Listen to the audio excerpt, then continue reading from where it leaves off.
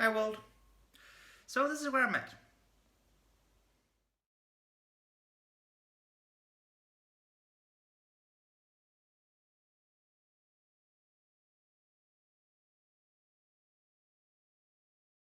This week has offered progress and setbacks.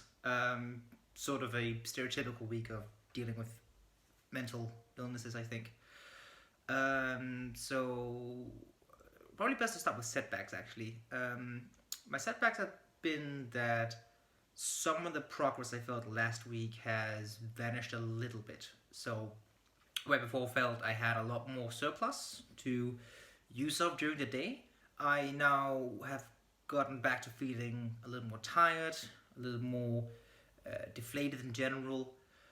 That has meant that there have been more tasks I have put off and haven't done in good time. In fact, I'm recording this somewhat late because amassing the energy to do my vlog here has been really difficult. But I managed to take a shower, and then honestly, I often find that showers is something that helps me with uh, getting out of whatever stupor I happen to be in. Something about the meditative qualities of just standing in the shower and feeling the water running down you and hearing the sound of the water. It's very calming for me. Um, Back when I was in uni, whenever I was late with a deadline, I would take showers whenever I felt stressed. And my then fiance, now wife, remarked upon how she's pretty sure that was a measurable impact on our utilities bill because I would sometimes shower somewhere between 2 or 4 times a day. But the thing is, I just got out of the shower, you may be able to tell, and with that, I felt I had the energy to actually get this done. So, might as well see if I can keep this streak going. Hopefully, I'll also be able to edit it in time. Fingers crossed. But yeah, that has been some of the setbacks. But some of the progress has been that those setbacks haven't been as severe as they used to be. Back when I was feeling a lot worse than I am right now, I would actually have a huge problem with just going shopping. With COVID happening, you're supposed to wear your masks in shops, which isn't really a problem for me. I can breathe just fine, but I am wearing glasses, and the masks we buy fog them up. I know that some masks you can wear, you can pinch your nose, and then you can essentially avoid the fogging up of the glasses. I can't do that, unfortunately, which has sometimes led to these situations where I either walk around quasi blind when I go shopping, or I walk around completely blind because I am uh, looking at the world through a fog, almost literally, I suppose. That often means that shopping for me incurs a lot of stress. But I've been able to go shopping this week, and I have felt the weight of that stress manifesting, but it is not as severe as it used to be. Sometimes I would get these kind of panicky symptoms from being unable to see, and if my hearing then got overstimulated as well from loudspeakers or people chatting around me, and I was frustrated because I couldn't find something, it would almost overstimulate me. I can just feel, like I said, a panic response. But I'm talking about progress, and the reason I'm talking about progress is I still feel those stimulations bothering me, but not as much as it used to. So there's progress there. Still taking the medicine. Thankfully, my wife can remind me to take them every night because I would probably forgotten a dose or two at this point, which really would have sucked. But fortunately, that hasn't happened. Another aspect of progress is actually how this vlog has been received. So many people have reached out to me and said it's really great. I mean, when I say many people, this is a series with tens of viewers. In internet numbers, it's not a huge amount, but to me personally, it's a huge difference. And it's both been from strangers and from people in my life. So that has been incredibly gratifying. With that bit of news that happened this week, to make me a little more cheerful, how about we move on to something that makes me happy?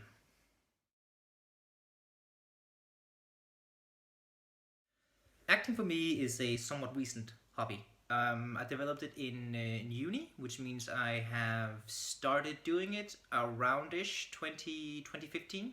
And how I got into it was actually just such a series of incredibly fortunate events for me.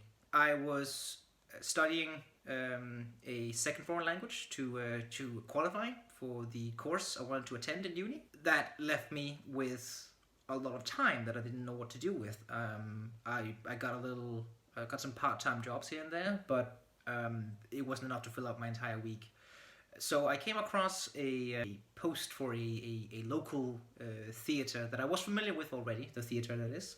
And they were doing a brand new production where they wanted to get some people in to audition for a very tiny cast of actors. We would be a total of 5 actors with a director and a co-director, meaning that we would be a relatively tiny crew working on this production. And I had nothing to do, might as well start a new hobby, so I wanted to try it out. And we were given these sides to study for the auditions. Each side was for a different character. Each page we were handed was for a different character, and I read the pages for this character just known as the Doctor. He was this incredibly clever but very cold and distant and witty guy, and I looked at that and went, that looks like so much fun. The amount of stuff this guy can get away with just on this page alone. I saw some of the jokes that had been written for him and they looked great. So I thought I want to try out for this part. That looks like it could be fun.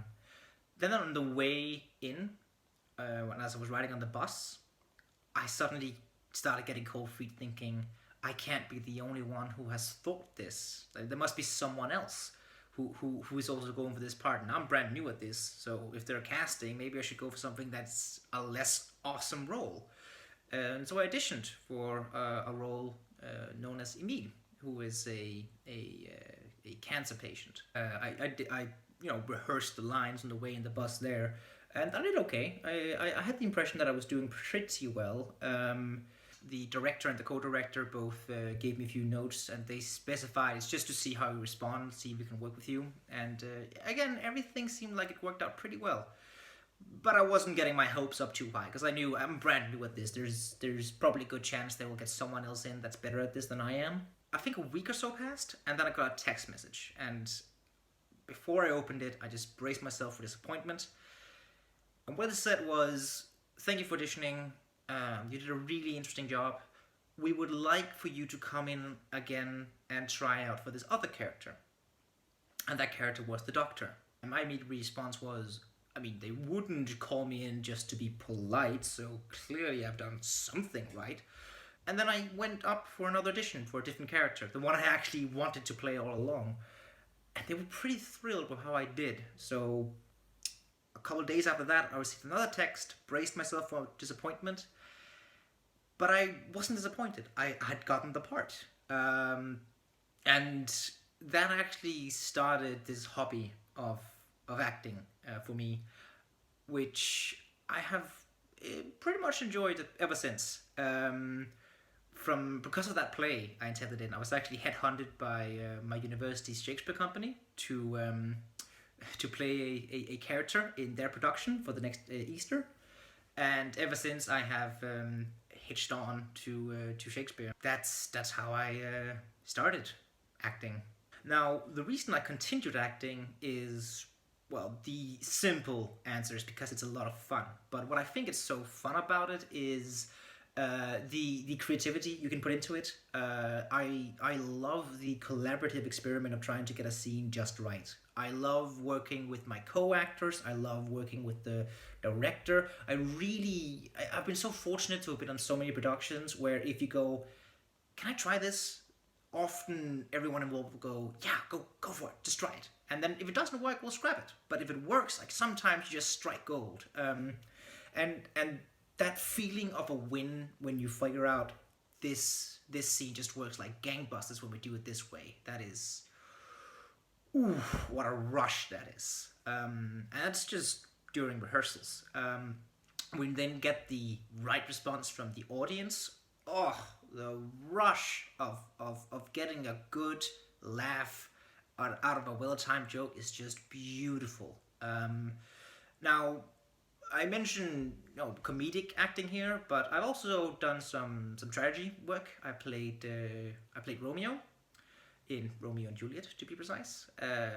Also, very much enjoy doing the more dramatic roles as opposed to the comedic ones. There is this conception that it's easier to do funny comedic things as opposed to doing serious artsy fartsy drama. I think there's a really good quote that goes, "Dying is easy, laughing is hard." Like it takes a lot of talent and a lot of hard work to actually do good comedy, but we tend to weigh one as more pristine and more cultural than the other. But one thing I will say that is easier when it comes to comedic theater acting is you can always gauge how you're doing. Like if you're not funny, you can hear that the audience is not laughing.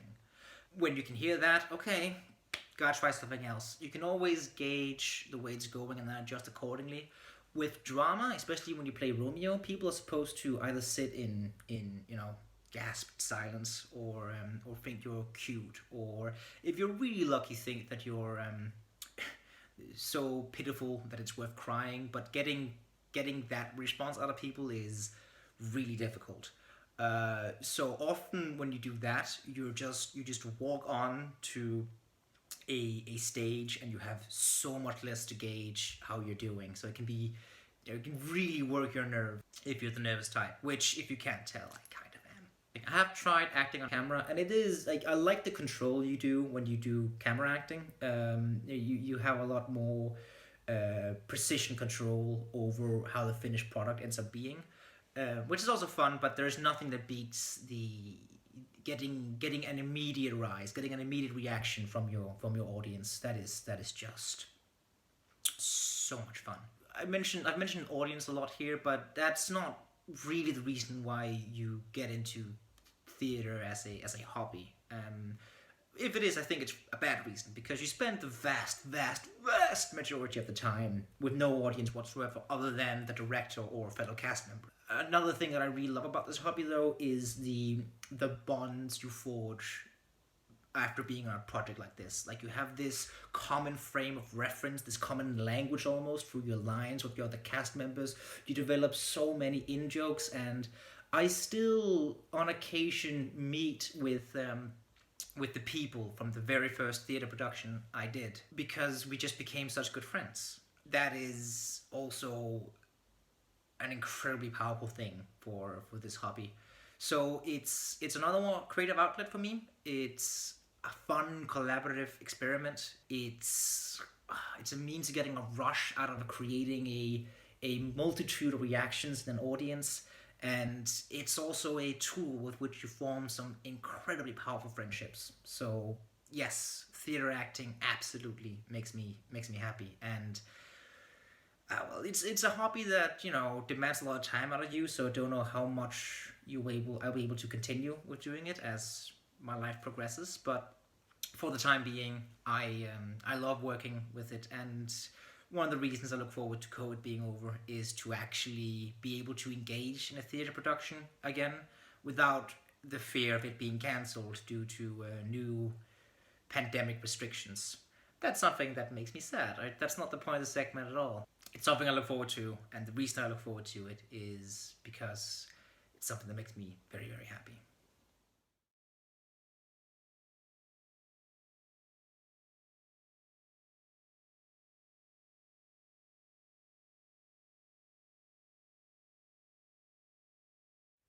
Getting better when it comes to mental illnesses is tricky, in that it's hard to gauge what progress actually looks like. There's a lot of comparison between mental illnesses and physical illnesses, because it's a good way of translating what it's like. People can usually understand something physical a little bit more than the abstract nature of what happens up here. But even for someone who is in the thick of things, gauging whether or not to get better is incredibly difficult. Going back to my very first episode, part of the reason why it's very difficult to discover that you are ill at all because it happens so gradually.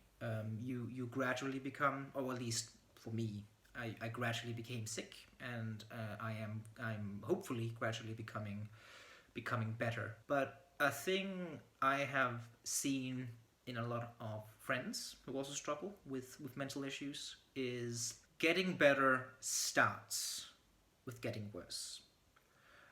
I think it's very useful to think of a mental illness as an actual living thing, because as I have briefly, as a side note mentioned earlier, they almost act like they have a self-preservation instinct.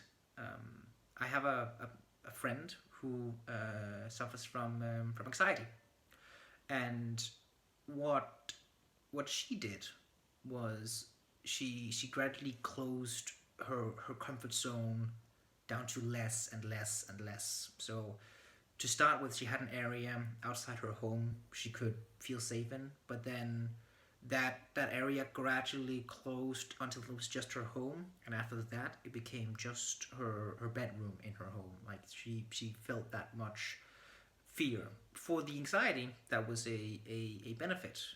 Like lessening where she felt safe meant that she was less capable of getting something done about it.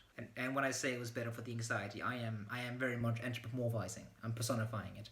Now, her getting better involved her stripping away a lot of the tools she had developed on her own, that she developed organically to deal with her anxiety.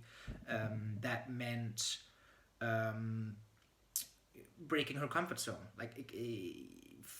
That meant challenging her anxiety by walking places where she didn't feel safe, even though that was just the hallway of her house. That immediately meant that it got worse because she no longer had that feeling of safety that took more energy out of her. But it was a step towards getting better. That is essentially what I mean when I say that it's useful to think of a mental illness as a living thing that's trying to stay alive, because the habits you develop are usually developed by your illness, and they're not developed with the purpose of killing it. That would be counterproductive to its purpose. It's much more likely that it's developing habits that you partake in with the purpose of feeling better in the short term, but not getting rid of the illness in the long term. All in all, it's just a useful metaphor for thinking of how you fight the illness, because, like I said, sometimes it really does feel like it has a life of its own and it's trying to preserve its own existence. Now, I mentioned this in relation to anxiety. It's not something I struggle with as such. But in general, what I've witnessed with me and what I've witnessed with a lot of friends is that once you start developing any kind of mental issue, you develop a lot of tools to deal with it. And those tools are good for the short term, but in the long term, they're not good for you at all. I've seen others cope with self-medication. I have seen others cope by imbibing in other habits that aren't that good for them. I've fallen into for a month or so. It was years ago, but I was sick back then as well, and I fell into this video game compulsion. I felt useless to the entire world, and then I was offered this fix of feeling good at something, of feeling useful for something, and that was just such a wonderful escape. I don't struggle with that so much anymore, but I think it's illustrating my points. Getting better back then for me meant playing fewer games. Getting better for the acquaintances I had who engaged in self-medication meant doing less self-medication. And once you no longer have the crutch you have been using to walk around on your badly hurt foot, your foot is going to complain more. And like I said, I think this applies to pretty much whatever mental illness you are dealing with, whether it's OCD or anxiety or depression. Like, we all try to avoid the suffering that these conditions bring upon us. And for that reason, we develop some kind of tool. And there's a pretty good chance those tools we develop because they're part of this illness and because the illness is trying to preserve itself. It doesn't actually fix the problem. It just fixes a short-term issue. And taking that away will then make things worse in the short term. So what's important to remember in these contexts is that you shouldn't beat yourself up for getting worse after you start taking steps towards getting better. It's probably inevitable. What's really tricky, and the reason I think many I know of avoid taking steps towards getting better and takes a long time admitting that they need to get better, is because they know it involves things getting worse for a time. But when you're already at a point where the world seems like an insurmountable challenge, like a place you can barely stand living in, embracing things that will make things worse for a while is even more daunting, even more, well, impossible. For those scenarios, it is worth remembering that this short-term solution, well, whatever it is only short-term. It's not gonna help you in the long run, and things getting worse will also, in all likelihood, be short-term. But I do remember the moment I started my sick leave.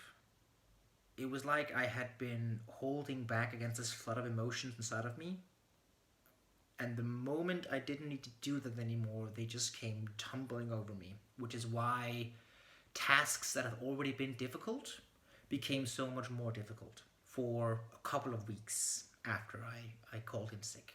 And yeah, I seem to mention shame pretty much every single episode, but what was most difficult for me to deal with in that scenario was I'm on sick leave. I'm not supposed to do anything except the absolute bare minimum for staying alive, and even that is something I on occasion have to ask for help with. Why is this so much worse now after there are even fewer expectations of me?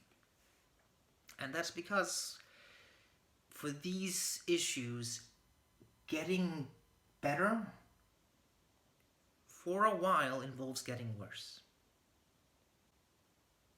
Probably for everyone, regardless of what mental issue they're dealing with. And that sucks, but that's okay. I think no matter what topic I pick, the advice will be something along the lines of ask for help. Don't beat yourself up. Be patient. But I don't think there's anything wrong with giving that advice many different ways, because it's easy advice to give. It's easy advice to hear, in the sense that, hearing the noise of the advice, making contact with your ear is not necessarily a challenge, but taking it in, that can require some work, both from people around you and from you yourself. So with that in mind, acknowledging that you are gonna be worse for a while before you get better is tough, but in my experience, absolutely worth it. And I say that both from my own anecdotal experiences and from a surprisingly large amount of people in my life. Again, thanks to everyone who is watching this. Thank you if you're tuning in.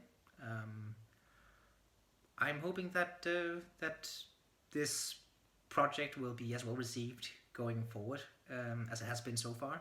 Like I said, the response has been absolutely phenomenal. Better than I had actually anticipated. Granted, I just started with very modest expectations, and I still have that. But that has only meant that I've been even more heartwarmed by how well this has gone so far. So with that in mind, yeah, thank you again for tuning in, and I'll see you around, world.